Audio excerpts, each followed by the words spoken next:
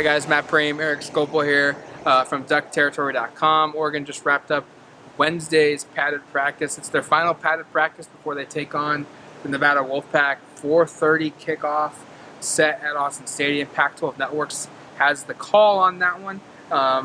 Defensive day with a little bit of offense sprinkled in. We spoke with all defensive players today, and then we also spoke with Andy Avalos, the defensive coordinator. Head coach Mario Cristobal also talked. He touched on some defensive stuff, but he also gave us some defensive stuff, or some offensive stuff is there. Let's go with Cristobal first. And kind of the big thing from him is just kind of an injury update of where this team is at in terms of a couple guys, most notably Juwan Johnson and Cam McCormick Johnson, the receiver, McCormick tight end. Yeah, unfortunately, nothing definitive. It's going to be kind of a day-by-day, game-by-game kind of situation here. He said both guys kind of remain up in the air of whether or not they're going to be available on Saturday. Also, Lance Wilhoit, a player that I think we mentioned had been injured, got a little bit more definitive information there. He's going to be out at least 3 more weeks with it sound like a soft tissue issue around his knee. I don't know exactly what that means, but that doesn't sound fun. So the wide receiver position remains pretty depleted. Cristobal did say that guys like Isaiah Crocker and J.J. Tucker, who are primarily scout team players, actually Matt Mariota, also with the shout-out today. Another guy mentioned as a possible player they might see out there on the field this week because the receiver numbers are very limited right now. Yeah, Cristobal praised Dawood Davis's just flexibility and willingness to do whatever is called upon to help the team. If you know, Davis played receiver last year and then moved from receiver to cornerback during spring drills, and then from there he's moved now since back to receiver. And as Cristobal noted, a guy that's just doing well at that position in general.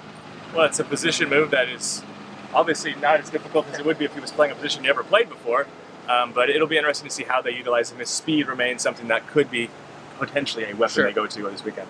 Andy Avalos, defensive coordinator for the Ducks, really praised just the team's effort, the team's grit, toughness, anything you want to describe this team. Really use those words to describe Oregon's play against Auburn. Obviously, they didn't get the win, but he walked away thinking, we've got a pretty good group here, some things to build off of, but a lot of positives from that performance against Auburn. I think one thing, speaking to players that stood out, I spoke with Thomas Graham. He talked about that final play where Verone McKinley was beat for a touchdown by Seth Williams of Auburn. That was the game decider. And he said one thing that kind of stood out was that was actually a situation where he thought he should have checked. Thomas said he should have checked maybe pre-snap.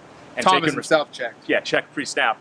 And take responsibility of guarding Williams rather than having McKinley take. Basically, it was Graham was responsible for everything underneath, and McKinley everything deep, and obviously they went deep, and McKinley was in that position. So Graham took responsibility for that, which was, I think, an interesting thing to hear from a junior.